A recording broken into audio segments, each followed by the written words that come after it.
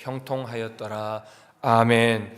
할렐루야. 아멘. 사자굴 같은 세상 속에서 또 하나님이 함께 하신다는 믿음으로 승리하시는 여러분과 제가 되기를 주의 이름으로 축원합니다. 영상으로 예배하시는 분들에게도 동일한 은혜 임할 줄로 믿습니다. 오늘 다니엘 6장 말씀을 통해 왕의 시대에 형통하였더라, 왕의 시대에 형통하였더라 라는 제목으로 말씀을 전하겠습니다. 오늘 본문 6장은 이 카메라, 다니엘에 있는 카메라가 다시금 다니엘을 비추며 시작됩니다. 그런데 시대적 배경은 좀 다릅니다. 5장에서 벨사살이 죽음으로 이 바벨론은 멸망했습니다. 그리고 새로운 나라가 시작되었는데 메대와 바사의 나라입니다. 왕은 어제 말씀 5장 31절 보니까 메대 사람 다리오라 이렇게 표현되어 있습니다. 바벨론의 마지막 왕인 이 벨사살 왕은 당시 그렇게 크지 않은 두 나라 메대와 바사 연합군에 의해 죽임을 당하고 또 바벨론은 그 나라의 연합군에 의해 점령당하게 됩니다. 그런데 이 일은 하나님의 사람들인 이 믿음의 사람들 관점에서는 사실 그렇게 새로운 일이 아니었습니다. 이미 55년 전에 예레미야를 통해 이 멸망이 예언되어져 있었기 때문에 그렇습니다.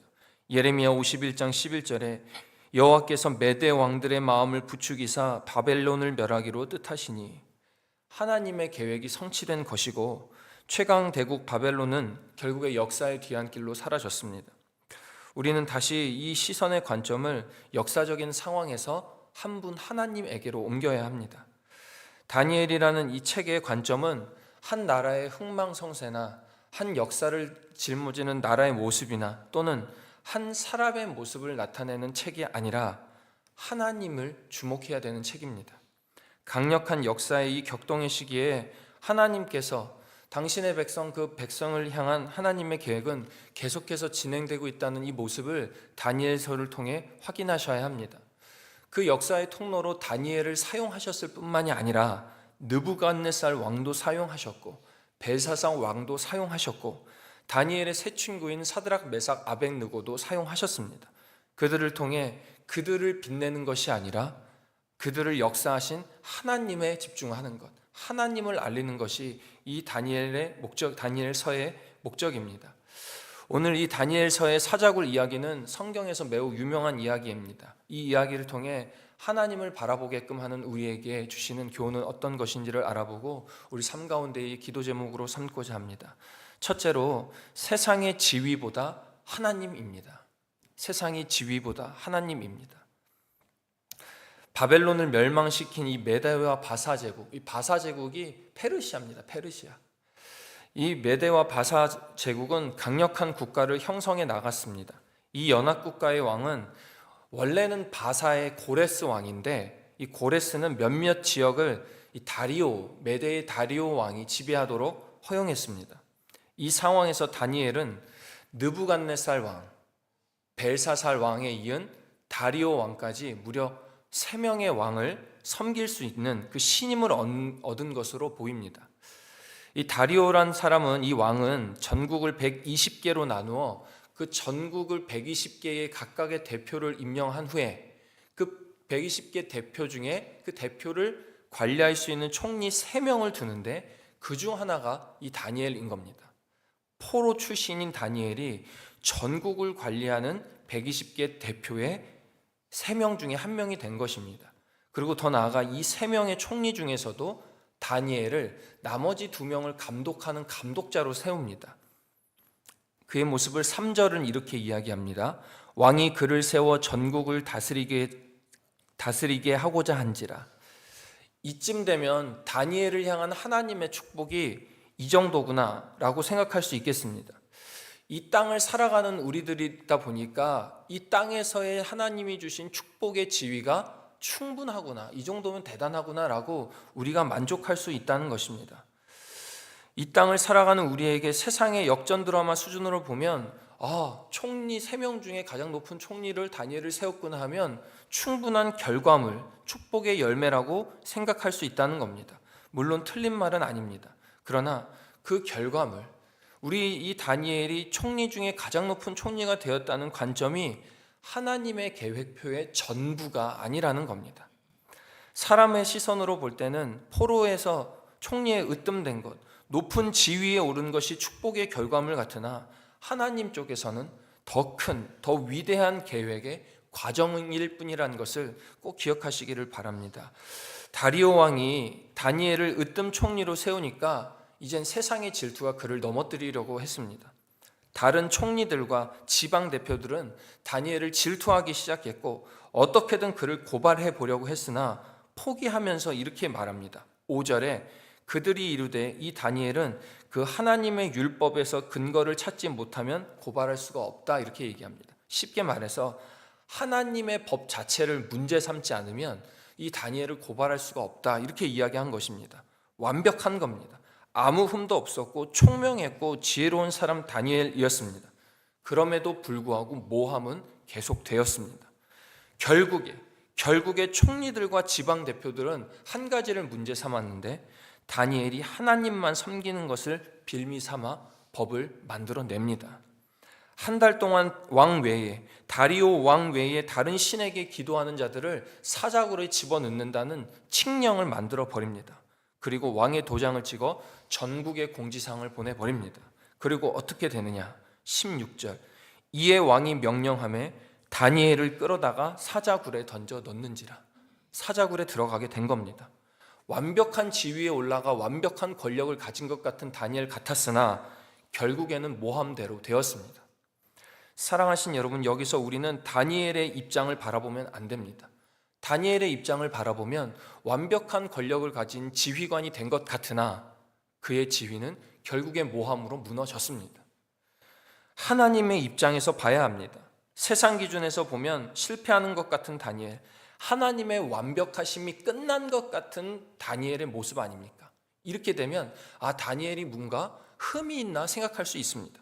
그러나 하나님의 관점에서 보면, 하나님의 관점에서 세상의 주권을 섭리하시는 하나님의 관점에서 보면 그 결과가 하나님께 달려있다고 믿게 되는 겁니다. 세상의 주권이 하나님께 달려있다는 것은 하나님뿐만이 아니라 아마 다니엘도 알고 있는 것 같았습니다. 지휘가 위협받는 상황에서도, 자기의 생명이 끝날 것 같은 상황에서도 조금도 아랑곳하지 않고 다니엘은 다음과 같이 이야기합니다. 10절입니다. 다니엘이 이 조서에 왕의 도장이 찍힌 것을 알고도 자기 집에 돌아가서는 윗방에 올라가 예루살렘으로 향한 창문을 열고 전에 하던 대로 하루 3번씩 무릎을 꿇고 기도하며 그의 하나님께 감사하였더라. 이 여기 말씀 어디에도 다니엘의 마음이 번민하였더라, 심란하였다를 찾아볼 수가 없습니다. 그리고 갑작스레 중보 기도팀이 열린 것도 아닙니다. 갑작스레 금식 기도를 시작한 것도 아닙니다. 전에 하던 대로 기도했을 뿐입니다. 이것은 주인이 누구인지 아는 사람의 행동인 겁니다. 자신을 이 총리, 으뜸 총리로 세워진 그 다리오 왕이 자신의 주인이 아니요, 오직 하나님만이, 이 세상 모든 지위를 주관하시는 분이 하나님이심을 알고 하나님께 온전히 맡긴 사람의 행동이 이 다니엘 행동인 것입니다. 그래서 이 다니엘 행동의 그 모습을 무엇이 증명할 수 있느냐? 10절 읽었은 그 마지막에 있습니다. 감사하였더라. 이 어려운 상황 가운데서도 하나님께 감사할 수 있는 이 다니엘의 믿음의 고백이 바로 하나님께 맡긴 인생이었던 것입니다. 세상의 지위보다 하나님뿐입니다라는 믿음의 고백이 이 다니엘에게 있었다는 것입니다. 그래서 다니엘은 감사할 수 있는 것입니다. 사랑하는 여러분, 이 다니엘의 감사를 배우시면서 어떠한 환경에서도 세상의 지위보다 하나님께 감사하는 그 기도의 모습을 배우며 세상에서도 승리하시는 여러분과 제가 되기를 주의 이름으로 축원드립니다. 둘째로, 세상의 문제보다 하나님입니다. 세상의 문제보다 하나님입니다. 결국 다니엘의 감사 고백의 태도는 왕의 명령을 거역하는 것이 됩니다. 왕도 정말 다니엘을 사랑하는 것 같은데 무슨 생각이었는지는 모르겠지만 한 번 내린 왕의 명령을 거뒀다고는 이거 고발인들의 쿠데타를 맞을 것 같은 걱정이 들어 난감한 상황에 빠집니다. 그 모습을 본 이 2명의 총리와 지방 대표들은 계속해서 왕을 부추깁니다. 이때 다리오 왕이 다니엘이 모함에 빠진 것 알고 다니엘을 무척이나 걱정합니다. 어떻게 하면 저 다니엘을 살려볼 수 있을까 밤새 고민했다고 오늘 본문 14절은 이렇게 이야기합니다. 14절입니다. 왕이 이 말을 듣고 그로 말미암아 심히 근심하여 다니엘을 구원하려고 마음을 쓰며 그를 건져내려고 힘을 다하다가 해가 질 때에 이르렀더라. 다니엘 구해보려고 밤을 새서 고민했는데 못 구했습니다. 귀하게 여기는 이 다니엘, 저 아버지 때부터 느부갓네살 때부터 벨사살 왕까지 오랫동안 그 지혜자의 자리를 지켜온 이 다니엘을 살려보려고 애를 쓴 겁니다. 이 당시 다니엘의 나이가 80세입니다. 바벨론 포로로 17세쯤에 끌려왔다고 추정하니까 이미 오랜 시간 지혜자의 그 역할을 이 다니엘이 하고 있었다는 겁니다. 그동안 존귀하게 여겼던 것을 보면 높은 다니엘의 권위와 존귀함을 확인할 수 있었습니다. 그럼에도 불구하고 세상 지위는 아무것도 아니었다는 겁니다. 문제는 일어났습니다. 사자굴에 들어갈 수밖에 없는 정치적, 행정적, 법리적 결과와 합당성이 나온 겁니다. 아무리 옳은 자여도, 아무리 흠이 없는 자여도, 아무리 탁월한 행정가와 지휘자여도 위기가 온 것입니다. 문제가 왔다는 것입니다. 사랑하는 여러분, 이 위기는 문제를 바라보는 자들에게 일어난 것입니다. 하나님의 시선에서는 그러나 이 상황이 문제가 아니라 하나님의 신실하신 과정이었던 겁니다. 하나님의 입장에서는 아무것도 아니었다는 겁니다. 문제가 있는 것 같았으나 사자굴에 들어간 다니엘은 결국 아무 흠 없이 나왔습니다. 그리고 다니엘은 다음과 같이 두 가지를 말합니다. 22절입니다. 사자들이 나를 상해하지 못하였사오니 이는 나의 무죄함이 명백하오며, 두 번째로 또 왕이여 나는 왕에게도 해를 끼치지 아니하였나이다. 이게 얼마나 완벽한 하나님의 섭리이냐면, 첫째, 나는 저 사자굴에 들어갔다 살아나와서 나의 무죄함을 하나님이 증명해 주셨을 뿐만이 아니라, 둘째, 하나님을 간접적으로나마 경배하고 나 다니엘을 걱정해 주던 왕 자기 자신도 명령을 온전히 지켰기 때문에 모함하는 자들로 아무 해를 당하지 않을 것입니다 라는 완벽한 섭리, 완벽한 하나님의 결과물을 보여주고 계신 것입니다. 하나님, 사람의 생각으로 1차원적으로 끝날 수 있는 그 문제 해결이 아닌 완벽한 하나님의 통치하심의 해결 방법이 이 다니엘의 모습 가운데 나온 것입니다. 사람은 때때로 문제가 생겼을 때에 문제의 해결 방법에 집중할 때가 있습니다. 어떻게 하면 문제 해결을 가장 지혜롭게 해야 하나님의 인도하심일까? 그러나 사람의 문제 해결의 방법보다 그 문제 출제자이신 하나님께 집중해야 될 줄로 믿습니다. 그 문제 출제자이신 하나님께 집중하면 하나님께서 그 답을 가지고 우리 삶의 문제를 풀어가신다는 것을 기억하시길 바랍니다. 이미 답을 가지고 계신 그 하나님을 바라보며 그럴 때에 우리는 문제보다 이 문제를 주관하시는 문제 해결자, 문제 출제자 주님을 바라보게 되는 줄로 믿습니다. 끝으로 세상을 형통케 하시는 하나님입니다. 세상을 형통케 하시는 하나님입니다. 다니엘은 살아남았습니다. 그런데 우리의 시선은 다니엘만 바라보면 안 됩니다. 다니엘이 전에 하던 대로 기도했고 이 어려운 상황 가운데서도 믿음을 지켰더니 다니엘이 살아남았네 라는 것만 생각하면 안 된다는 겁니다. 이 다니엘을 통해 일하시는 하나님을 바라봐야 합니다. 그러면 이 하나님의 시선은 어디를 향해 계시느냐?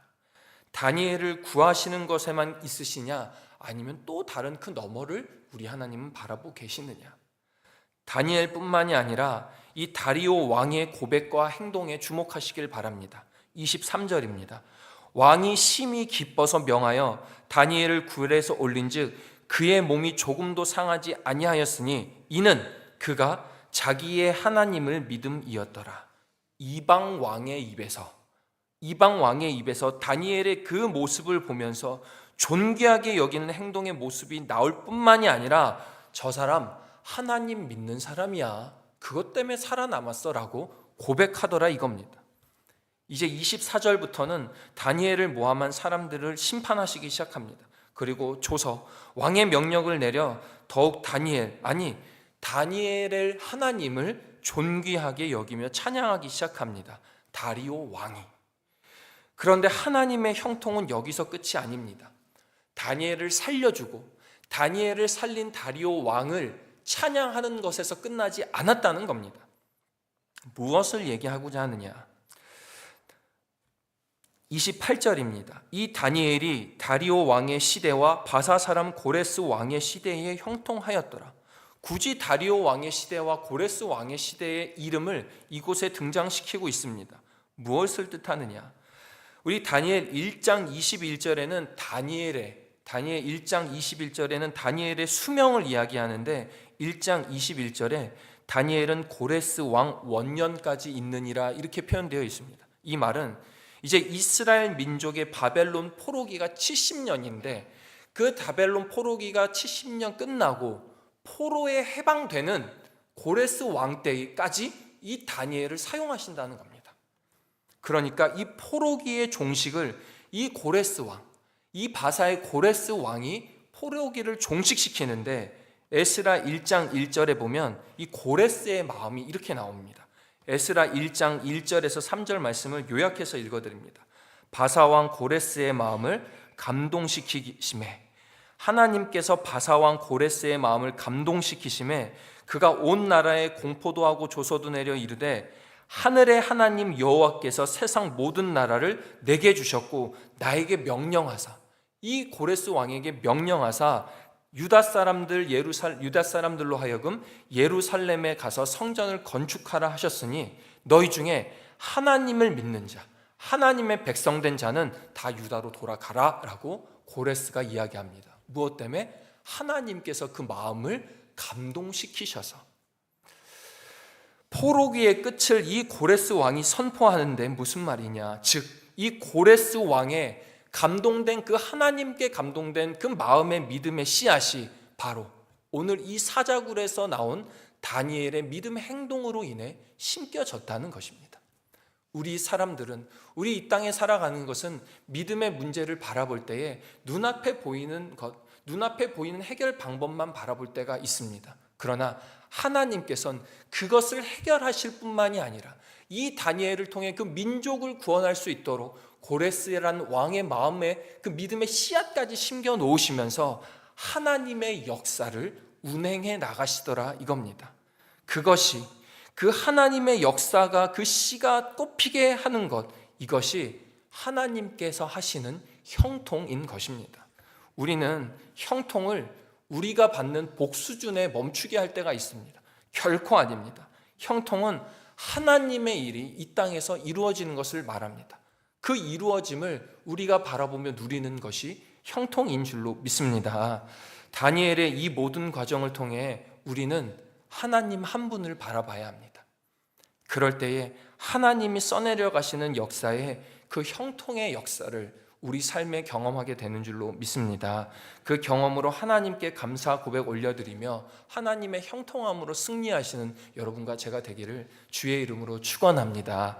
자비하고 은혜로우신 하나님 아버지, 세상의 형통함에 만족하는 우리가 아닌 하나님 나라의 형통함을 마음껏 누리는 우리 되게 하여 주시옵소서.